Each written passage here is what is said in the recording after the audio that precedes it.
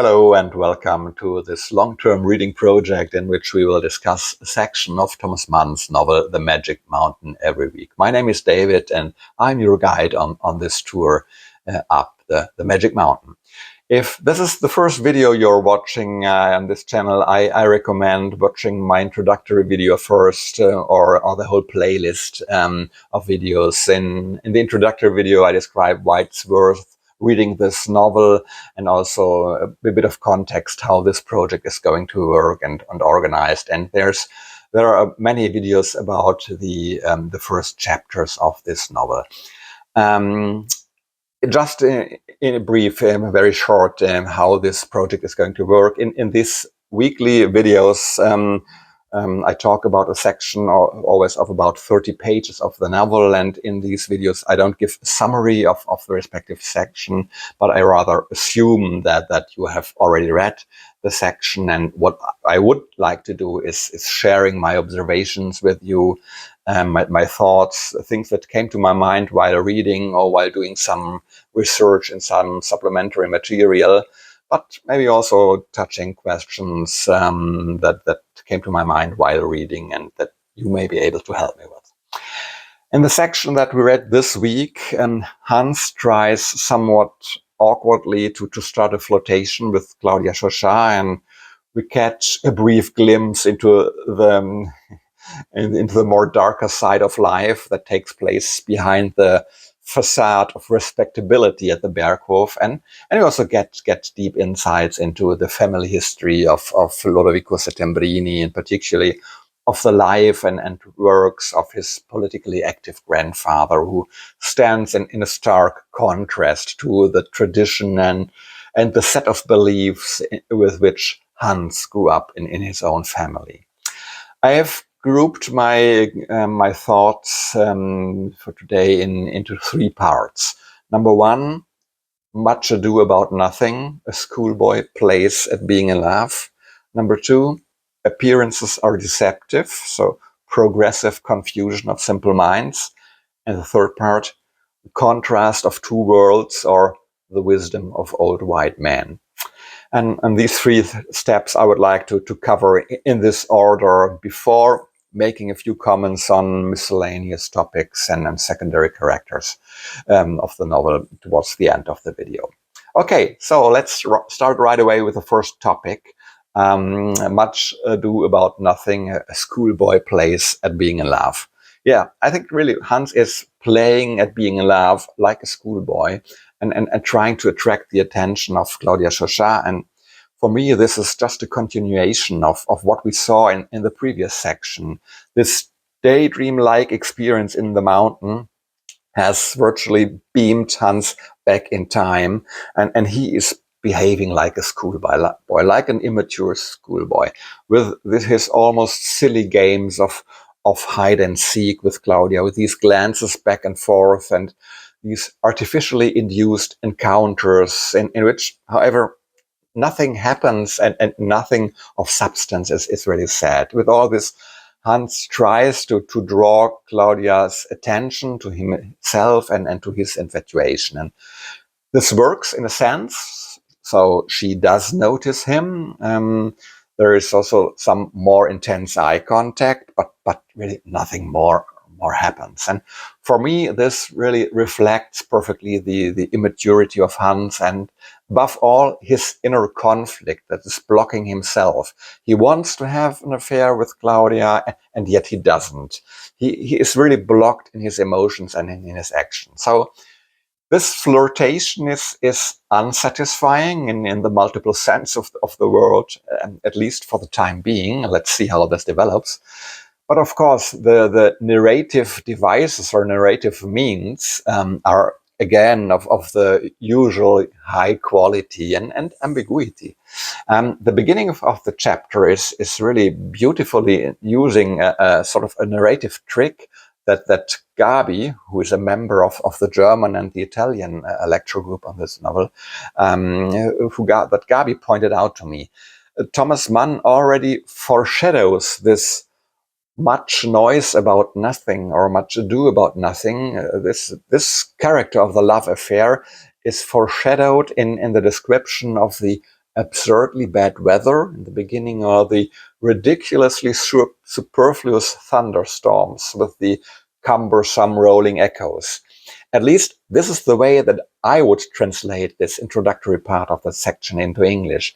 In the English translation that I am reading, this part is translated rather weakly, completely missing all these nuances and labels of ridiculous futility that Thomas Mann actually uses in the German original to characterize the weather conditions and phenomena. And the symbolic number 7 cannot be missing from this chapter. It's not just that Claudia's room number is number 7. Also, if you count the number of eye contacts between Hans and Claudia in the dining room, you'll also notice that there are 7 of them. Only the 7th to the 6th are numbered by the narrator, but if you're counting and reading attentively, you will notice that there are 7 in total. And the 7th one is the decisive one. It is the situation in which Claudia drops her napkin on the floor. And here, with this scene with the napkin dropping, we have another nice play of the narrator with symbolism. We have already observed in the previous sections that covering or veiling is often associated with an erotic meaning, with erotic attraction. And the fact that the napkin falls to the floor in the crucial eye contact scene between Claudia. So it's not any object, it's a napkin. And a napkin is an object whose main function is to cover or to veil something. And it does not fall from the table or from her arm, it falls from her lap. So there are such small narrative innuendos that one can hardly overlook. And I cannot help but see this as a clear underlining of the erotic nature of the scene. I also see the description of the many encounters in the stairwell in a similar way. We know very well that Thomas Mann was deeply involved with the theories and writings of Sigmund Freud, the founder of psychoanalysis, and Freud's book on the interpretation of dreams was published, I think, in the year 1899. So we can assume that Thomas Mann, at the point when he wrote the Magic Mountain, he was familiar with it. And according to Freud's dream interpretation theories, climbing stairs or climbing a ladder in a dream indicates the sexual act itself. So probably because Freud was inspired by the analogy of gradually increasing sexual pleasure or lust.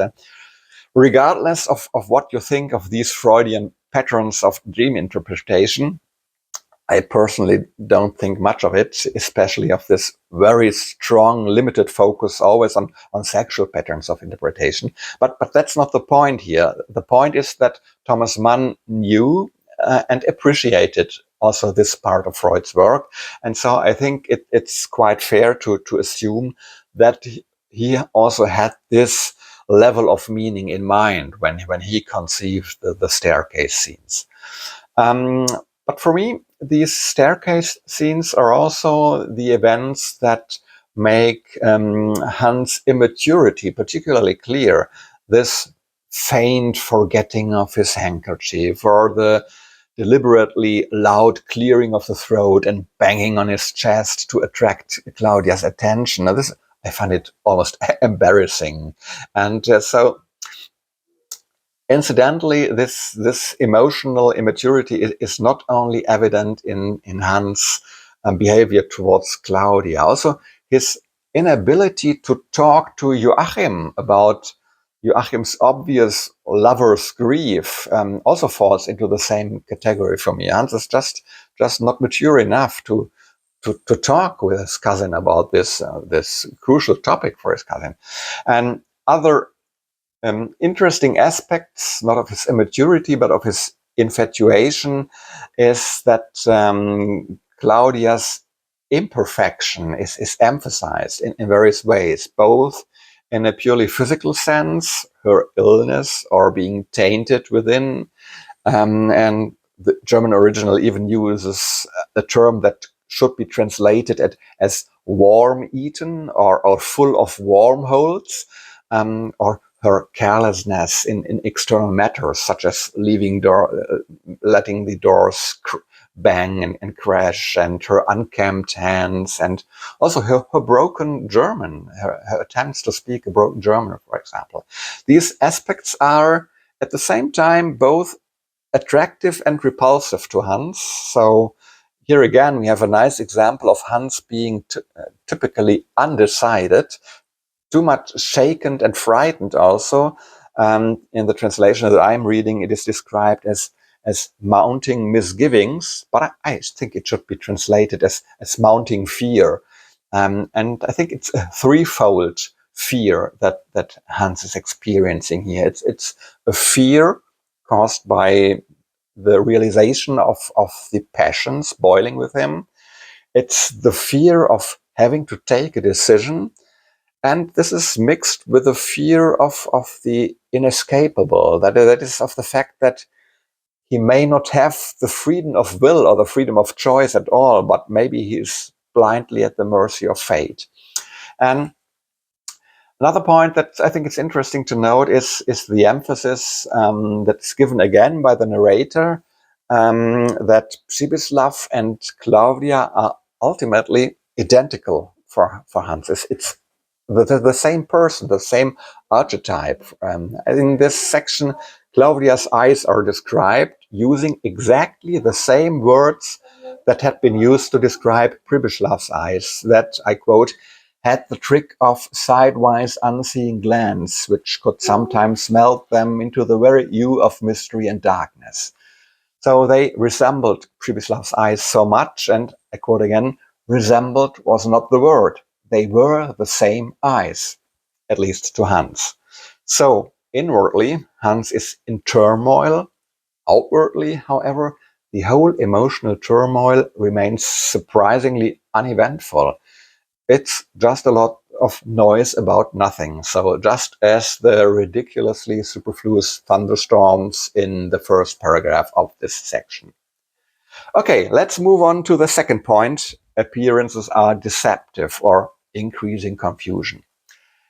This subchapter is entitled Mounting Misgivings, but I think it could just as well be entitled Increasing Confusion or Mounting Confusion, because that is exactly what Hans experiences. And by that, I explicitly do not mean his infatuation with Claudia, but I mean what is going on in him on a more intellectual level during the conversations with Settembrini.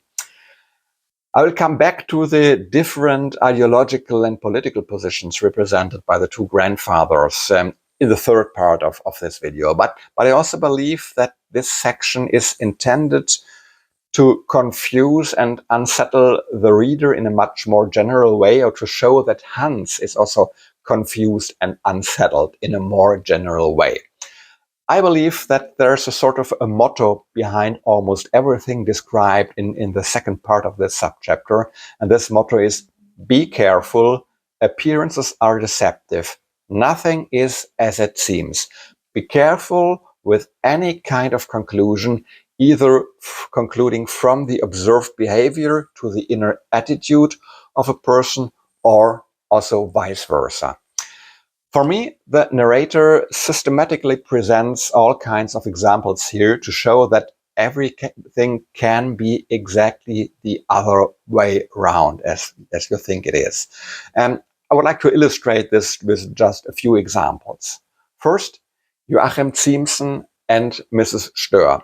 Both have something in common. They have a tremendous zest for life, a strong will to get well again and to be able to return to their normal life.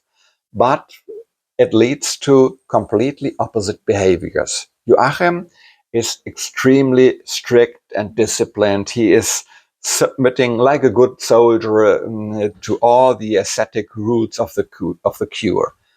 Mrs. Stör, on the other hand, she defies the rules. She does not shy away even from little cheats and frauds, just in order to go over the top and satisfy her hunger for life. And in the two grandfathers, Settembrini and Castro, we see another fine example. Both are great patriots with a very pronounced love of country.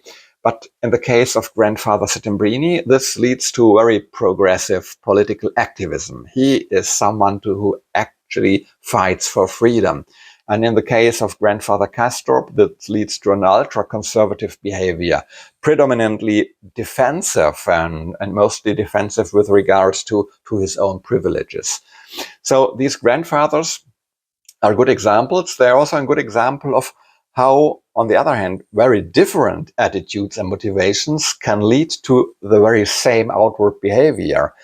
One is a dyed-in-the-wool conservative, and the other is a very progressive freedom fighter, but both have something in common. They wear black clothes, both for ideological reasons, but for very opposite reasons. I also see a similar type of contradiction in Settembrini himself. So far, he has always appeared as the distant and objective intellectual, as the pedagogue, as someone who is particularly sensitive to every wrongly chosen word, of every wrong tone of voice in a conversation. So one would think that he is also a great enemy of any gossip or vain chatter of any kind. But to Hans and probably also the reader's astonishment, the exact opposite is the case. He is a real chatterbox. He is a first-rate gossip. He knows all the rumors and scandals, and he does not hesitate at all to trumpet and to spread them in his malicious way.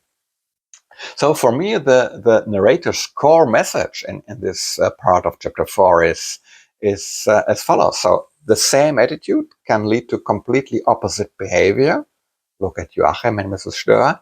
But on the other hand, also completely opposite attitudes can lead to the same behavior. Look at the black clothing of her grandfathers. And so beware of hasty conclusions. Nothing is certain and nothing is as it seems. I think it would certainly be interesting to read the chapter again with this thesis in mind, and to look for more instances where this sort of ambiguity and this sort of warning comes through the fabric of the narration. Okay, let's move on to the third topic, the contrast between the two worlds represented by the two grandfathers. Settembrini's conversation, or I think it's almost a monologue, takes up many pages, and I don't want to discuss them all in detail here. What I take to be the quintessence of what we learn here about the two grandfathers is as follows. I think it is made unmistakably clear that the two grandfathers represent the two contrasting poles between which Hans stands, or even broader, between which the whole world also stands on the eve of the First World War. As ideas of freedom on the one hand and reactionary nationalism on the other. So these are the forces that are threatening to tear society apart. So on the one hand, we have the reactionary warmongers who rave about national greatness and securing the rule of their own nation, and let's be clear about that, within that nation also the rule of the prevailing class. So they are not about to give away any privileges or power to the scoundrels, as the narrator calls them. So, and Grandfather Castorp stands for all this. This is the world of thought in which both Hans and Joachim have grown up. To be patriotic means to be conservative, means to fight for the preservation of the status quo, of the power of the mighty, always with a fearful eye also on the preservation of one's own privileges and one's own power. And on the other hand, we have the progressive social models that dream of liberalization, of democratization, that long for a rule from below, also for ethnic minorities, and rule power from the people. And we see that Hans, although he has clearly grown up and is deeply rooted in one of the two traditions of thought, he is not fully sure about that, where he belongs. We are also told this at least 3 times in this section, that he is really longing for external guidance. The first quote I would cite here is, "It was of fatherly authority that the young man now felt an uneasy need."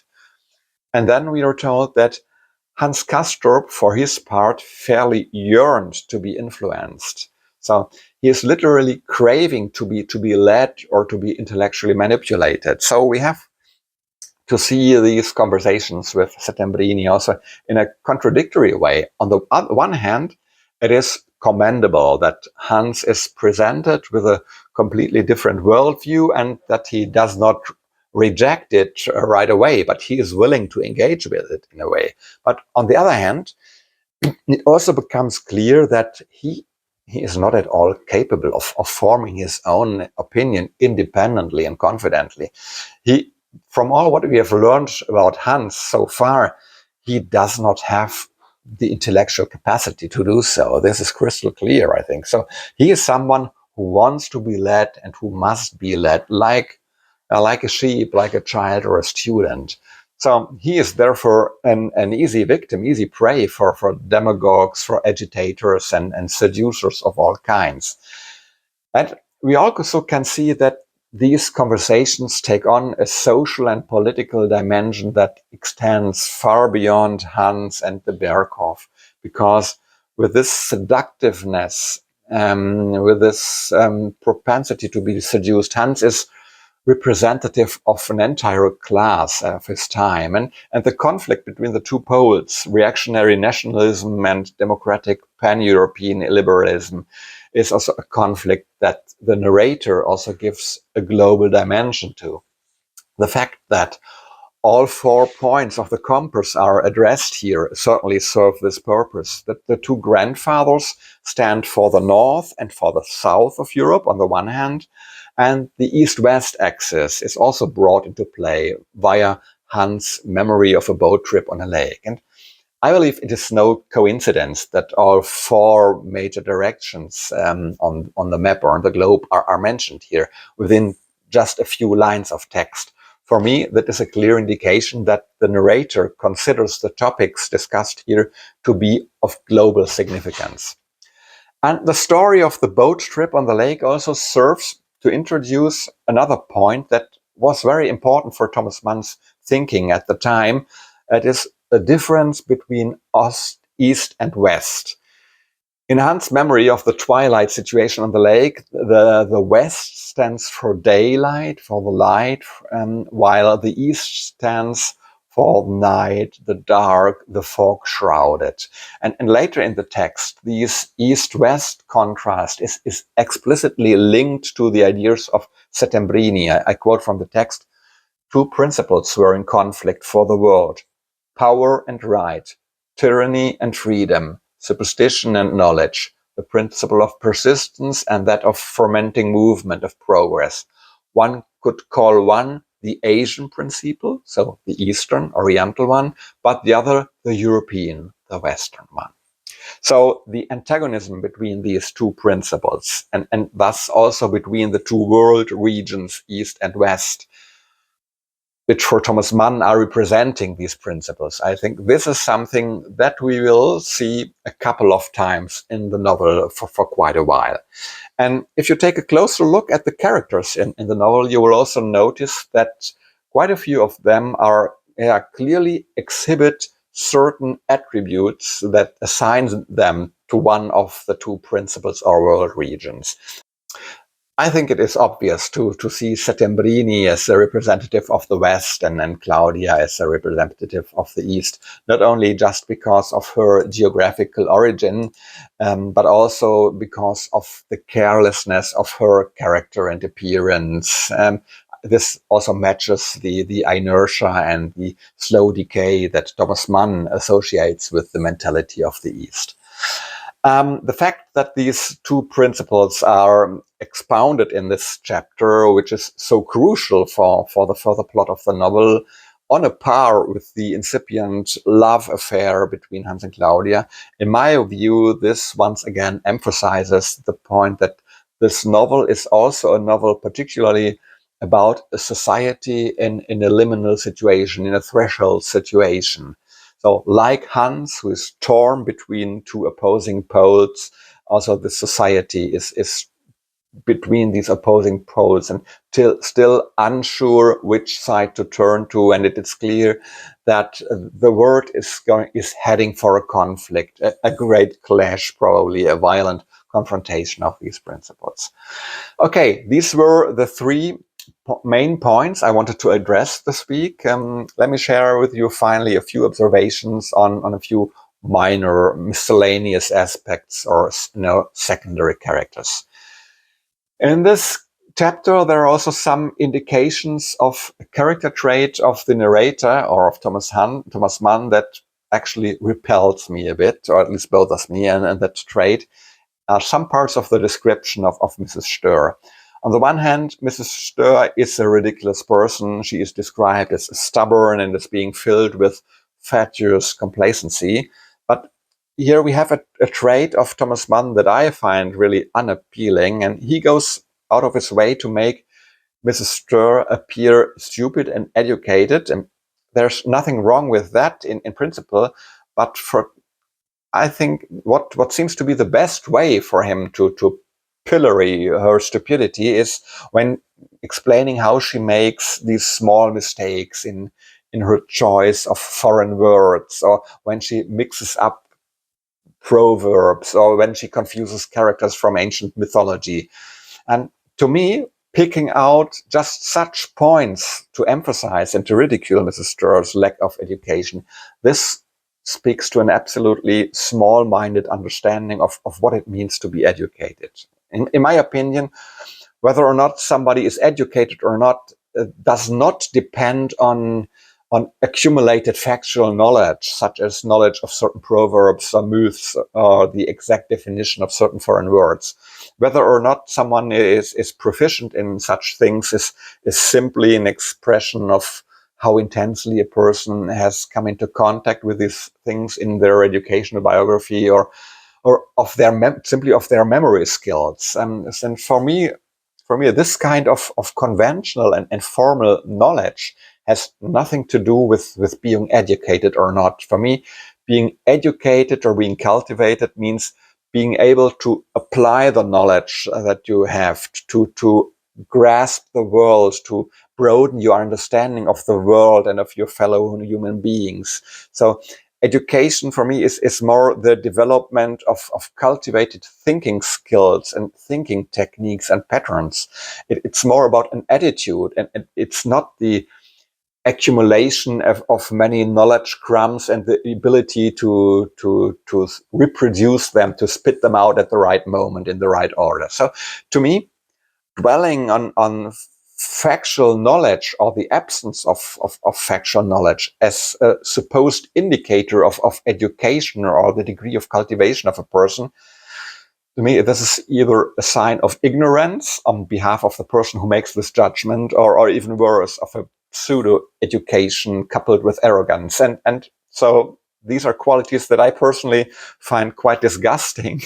and I'm afraid that Thomas Mann was not entirely free of this kind of arrogance and smugness and small-mindedness with regards to a definition of being educated and cultivated. And to be honest, that bothers me quite a bit. But maybe I will stop my rant here. Maybe that's just an individual person problem on my part. Let's move on to other smaller observations. I think it might be interesting, in particular, for either Italian viewers or for those who are interested in the history of Italy, to know that many of Settembrini's statements in this chapters, all his ideas about democracy and progress, they are almost all of them are almost direct quotations from the political writings of the Italian freedom fighter Giuseppe Mazzini. I think he is hardly known outside of Italy, but I think that in Italy, Mazzini is considered one of the most important figures of the Risorgimento, that was the political movement that ultimately led to the independence and unity of Italy and the foundation of the Italian state in 1861. And so, similar to Settembrini's grandfather, Mazzini was someone who was looked far beyond Italy's borders, and he was an early supporter of a union of political movements at the European level. He was actually the driving force behind the founding of the so-called Young Europe movement, under whose umbrella the freedom movements and the democratic movements of Italy, Poland, and Germany joined forces. In Germany, these were the groups that in Germany we know today under the collective term Vormärz. So these were the political movements who were the forerunners and pioneers of the revolution of 1848. And this movement was actually shaped by Mazzini, whose works are quoted here or mentioned by Settembrini as quotes of his grandfather. So these quotations from Mazzini are also interesting because it gives an insight into Thomas Mann's own development. Because Thomas Mann is quoting someone here with whom he was absolutely at odds in the period before World War I, before his transformation into a Democrat. And I quote from his almost unbearable long essay, Reflections on an Unpolitical Man, that was written around the time of World War I. That refers to a specific development. That would be the defeat of Mazzini and D'Annunzio, of the democratic Republican firebrand and the aesthetic political buffoon, whom I both hate with all my heart. Whom I both hate with all my heart. And this explicitly refers to Mazzini as one of them. So these are very harsh words. And it is all the more surprising that just a few years later, Thomas Mann puts many passages from Mazzini's political writings into Settembrini's mouth. Of course, we know that Settembrini is not depicted by Thomas Mann as an unreservedly positive person, but rather a very ambivalent, critical, sometimes shady character, but also not as a person of whom one senses that the narrator fully detests his position. So there has been a really substantial change in Thomas Mann's political opinions and attitudes, and we can see this reflected in him picking from Mazzini's statements and putting them into Settembrini's mouth. And then there's another thing about Settembrini that struck me. This is when Settembrini describes his family, his pedigree. I think there's a nice parallel with Thomas Mann's novel Buddenbrook. At least this came to my mind. The subtitle of the novel Buddenbrook is The Decline of a Family. And this is what the book is about. And I think what we see with the Settembrinis is, for me, it's also a decline of a family. The grandfather was a political activist, active really on the European level, someone who really made a difference on the big stage. And the father has already withdrawn to his writing desk. He's not on the stage anymore. And the third stage, Lodovico Settembrini himself, he is limited to entertaining other patients of the sanatorium. So he's neither really politically active nor he's writing anything. He's just all works and all talk. So what I have not addressed at all are the many references to ancient mythology in this chapter. I think there are at least 3 ancient myths mentioned in the text: Prometheus, Sisyphus, and Tantalus. And I think there's also certainly a lot more that could be said about the analogies to Mozart's opera, The Magic Flute, which is also mentioned explicitly in the text. And also in this opera, we have this dualism of a realm of light and a realm of darkness reigned by the Queen of Night. And yeah, but I think in this video there's not enough time for that. But maybe you have some specific thoughts, ideas, observations, and considerations on that which we would like to share with us in the comments. That would really be great. For me, it's time to conclude. So this is it for today, for this week. Thank you for watching this video. If you enjoyed it, please give it a like, and that will help to bring it to the attention of other potential viewers, and or leave a comment. And I'd love to read your thoughts about this section of the novel. The next video will be released around the 29th of September, and it will cover the last part of chapter 4, that is the section titled The Thermometer. And yeah, until then, have a great reading time. Take care. See you and hope to see you next time. Bye bye and ciao.